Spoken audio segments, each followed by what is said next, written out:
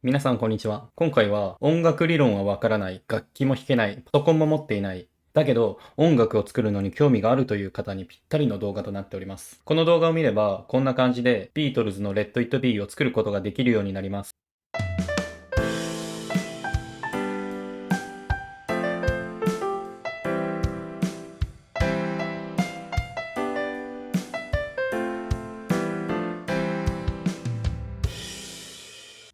必要なものは iPhone か iPad だけです。ガレージバンドという iOS の無料アプリで音楽を作っていきます。さあ、それでは早速ガレージバンドの紹介をしていきます。こんな感じのオレンジのギターのアイコンです。残念ながら Android の方は使うことができません。このアプリを起動します。そうするとこんな画面になります。ガレージバンドの最近使った項目が表示されます。ガレージバンドを初めて使う方はここに何も表示されていないと思います。私は曲を作っているのでこんな感じで今までに作った曲がこのように保存されています。で、この画面で過去に作った曲をもう一度編集したり、新たに作ったりすることができます。今回は新しく曲を作っていくので、右上のプラスボタンをタップして新規でプロジェクトを作成します。で、そうするとこのような画面になります。左右にスワイプするとこんな感じで楽器を選択することができます。簡単にこの画面の説明をしておきます。ガレージバンドは主に11個の機能があります。一つ目がキーボードです。ピアノやオルガンやシンセサイザーなどの音を演奏することができます。右にスワイプするとドラムになります。こちらではアコースティックのドラムやエレクトロニックのドラムを使ってビートを作成することができます。こちらはアンプです。本物の楽器、エレキギターやエレキベースをオーディオインターフェースと接続することによってガレージバンド上でエレキの音を鳴らせるという機能になります。次がオーディオレコーダーです。ここでは自分の声、ボーカルやアコースティックギターなど音を録音することができる機能です。次はストリングスです。バイオリンやチェロなどのオーケストラの音を入力することができます。次がベースです。アコースティックエレクトロニックのベースを入力することができます。次はギターです。こちらもアコースティックギターやエレキギター、エレキギターの中でもクリーンやディストーションなど様々なギターを演奏することができます。次はワールドです。こちらは世界中の楽器を演奏することができます。琴やピパなどがあります。次はドラマーです。先ほどのドラムと違って、こちらのドラマーというのは自動でドラムパターンを演奏してくれるモードになります。アコースティック、エレクトロニック、パーカッションのジャンルがあります。こちらは後ほど使っていきます。あとはエクスターナルです。これはガレージバンドではない他のアプリと連動することができる機能です。これは使いこなすと大変便利な機能になります。私もよく使っています。で、次はサウンドライブラリーです。このガレージバンドの中には、ループ素材という音源がたくさん用意されています。それを使うと簡単に音楽を作ることができます。ループ素材のダウンロードや削除などを管理する画面になります。今紹介したこれらの11個の機能の中で、それぞれこの下側に色々と書かれています。ギターでしたらスマートギター、ノーツ、スケール、その他のサウンド。キーボードならスマートピアノ、シンセ、サンプラー、その他のサウンド。ドラムならスマートドラム、アコースティック、ビートシーケンサーなど、その11個の大きな機能の中に細かい機能がたくさん用意されています。で、今回は全ての機能をご紹介することはできませんが、詳しく知りたいというような要望があればコメントに書いてください。なるべく動画にしていきたいと思っています。で、今回はビートルズの Let It Be をシンプルなピアノとシンプルなドラムだけで作っていきます。キーボードの中のこのスマートピアノというところをタップして起動します。これがスマートピアノの画面になります。こんな感じで画面にアルファベットがたくさん表示されていますが、今回の動画では音楽理論は一旦置いといて、どうやってやるのかというところだけを説明していきますので、細かい説明はしません。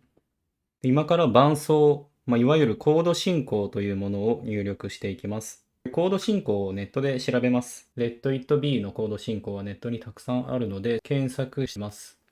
こんな感じでコード進行を入れていきます。サビの部分を入れていきます。Let it be, let it be, let it be, yeah, let it be. Whisper words of wisdom, let it be. こんな感じでここからここまでの6個の音だけ。この6個の音だけを使って入力していきます。入力するときはテンポはゆっくりの方が入れやすいので、ゆっくりにしておきます。テンポを変えるにはここを押します。曲の設定を押します。で、ここを押して、数字を下げておきます。だいたいこのぐらいにして完了します。それでは早速ネットのコード進行に従って録音していきます。録音するにはここの赤いボタンを押します。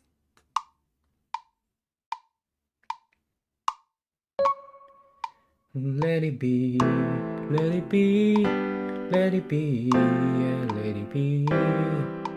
Whisper the wisdom, let it be.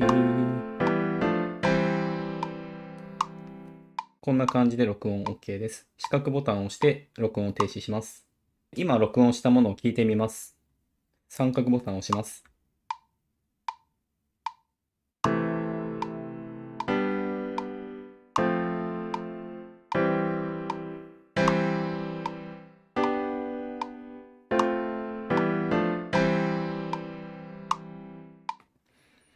先ほど伝え忘れましたが、ここはメトロノームです。ここが青くなっているとメトロノームがオンで、リズムを合わせやすくなります。録音する前にはここを必ずオンにしておきましょう。もう一度タップするとオフにすることができます。基本的にはオンでいいと思います。で、先ほど録音したものをよく聞くと、リズムがわずかにずれています。入るタイミングが少し遅くなってしまったり、速くなってしまったりしているので、それを修正していきます。ここを押します。2小節目のこの真ん中の始まりから始めたいんですが、録音がわずかに少し遅れて入っています。こことかも4小節目の始まりからこの音を入れたいのに少し前目に録音されているので、これをバッチリとタイミングを合わせていきます。やる方法はクオンタイズをかけていきます。クオンタイズというのは自動でタイミングを補正してくれる機能になります。やり方はここを押し、トラックコントロールをします。で、トラック設定。ここのクオンタイズをタップ。で、ストレートにします。ストレート3連符スイープなどとありますが、細かい説明は今回の動画ではしません。こんな感じで数字が4分の1、8分の1、16分の1、32分の1、64分の1とありますが、短い音を修正したいときは下の方、長い音ならば上の方というイメージでいいです。で、今回はここがわずかに音の長さが、てーんてーんてーんてーんのところが、音が短いので、8分の1程度にしておきます。で、チェックを入れた瞬間にタイミングが補正されます。再生して聞いてみます。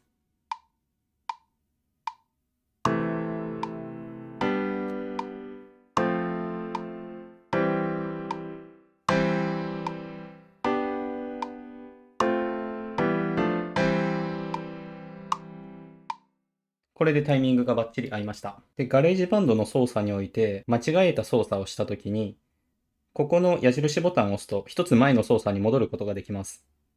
押すと、クオンタイズする前の状態に戻りました。5小節目から少しはみ出す形で、ここが音が入っています。もう一度、クオンタイズをかけます。このように、5小節目の始まりにバッチリ合うように補正してくれました。で、この矢印ボタンはよく使って録音に失敗したとき、手順を間違えてしまったときは、ここを押すとやり直すことができます。これで伴奏は完成です。次はメロディーを入れていきます。で、もう一つ楽器を増やします。楽器を増やすには、左下のプラスボタンをタップします。メロディーもキーボードで入れていくので、今度はここを押します。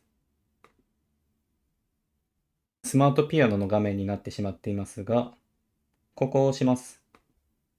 そうすると普通の鍵盤が表示されました。この画面を簡単に説明します。鍵盤をタップすると音が鳴ります。もっと高い音とか、もっと下の低い音を出したいときは、ここの矢印ボタンを押します。そうするとこの C の2というところが数字が変わると思います。左に行くほど音が低く、右に行くほど音が高く、音を変えることができます。もしくはここをタップするとスクロールモードに変わるので、この状態で左右にスワイプすると、このように鍵盤の位置を調整することができます。もう一つのモードにしておくと、スワイプしても鍵盤が動きません。メロディーを録音していきます。赤いボタンを押して録音します。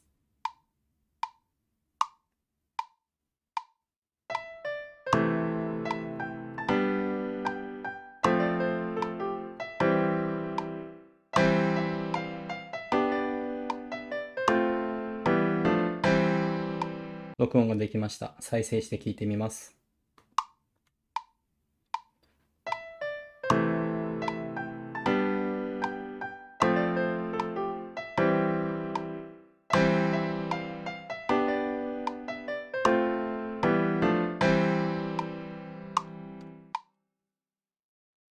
少しずれていますが、これで良しとします。先ほどと同様にこちらもタイミングを補正していきます。この画面に戻り、右上のここ、トラックコントロール、トラック設定、クオンタイズ、ストレート。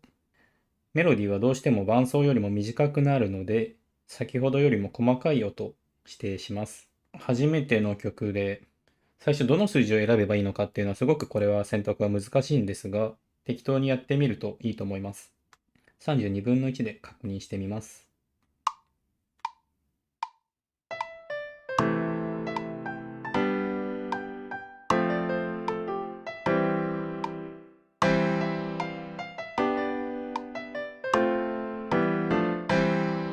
64分の1にします。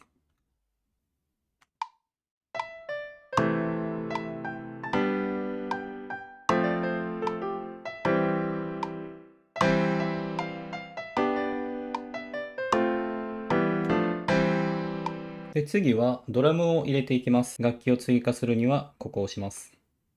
で、左右にスワイプし、このドラムス機能じゃなく、もう少しスワイプし、このドラマーという機能を使います。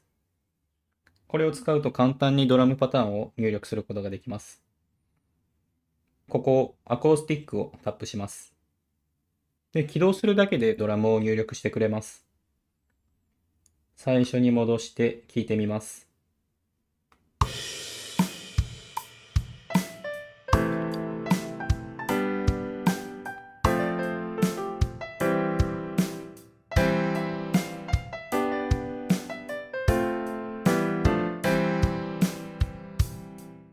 こんな感じでドラムを入力してくれます。ドラムのパターンを修正することができて、ここの黄色い玉を動かすとドラムパターンがわずかに変わります。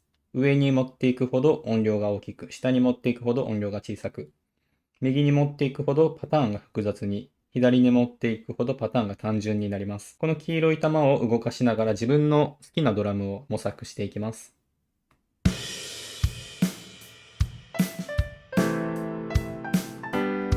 Let It Be はなるべく音量は下げた方がいいと思います。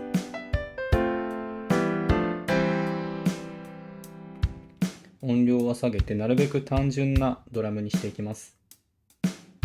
ここの数字を変えることでドラムパターンを変更することもできます。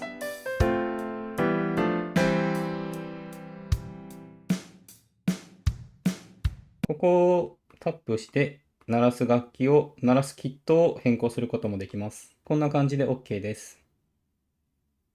ここを押します。今ドラムが始まりから入ってしまっているのと、曲が終わってからもドラムパターンがあるので修正していきます。ここをタップし、ここをこのように動かします。メロディーが始まるところ、2小節目の少し前からスタートするようにします。後ろも長さを調整します。6小節目を少し超える感じで設定しておくといい感じになってくれます。再生して聞いてみます。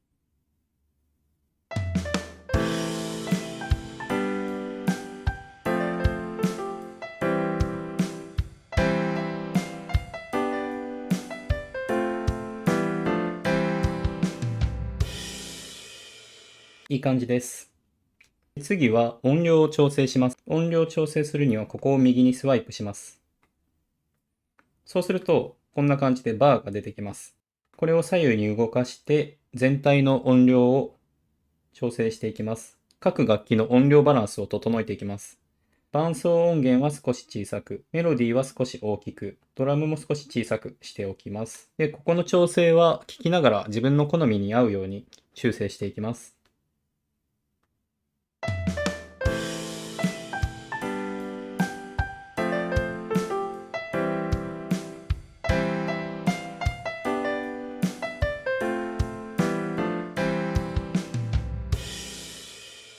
こんな感じで OK です。終わったら左にスワイプして戻しておきます。次は音色に簡単なエフェクトをかけていきます。ここを押し、トラックコントロール。で、メロディーにエフェクトをかけていきたいので、ここを選択し、下の方にあるマスターエフェクトの中からエコーとリバーブを少しかけておきます。ここの値も聞きながら自分の好みに合うように調整していきます。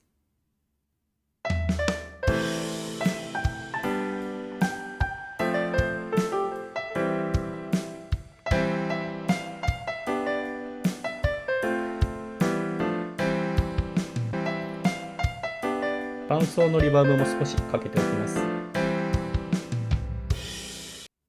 終わったらここを押しておきます。で、これで完成です。ガレージバンドは作った曲の保存などはなく自動で保存してくれるので、いつでもアプリを切っても問題ありません。で、次はこの作った曲を MP3 などの音源に書き出したい、出力したいという時のやり方を紹介します。ここを押します。で、MySongs を押します。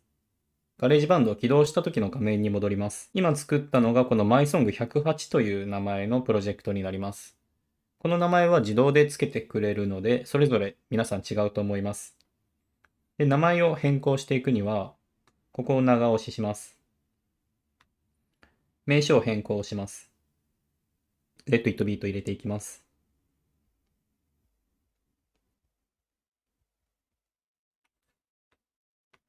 で、出力するには、長押しし、下の方の共有。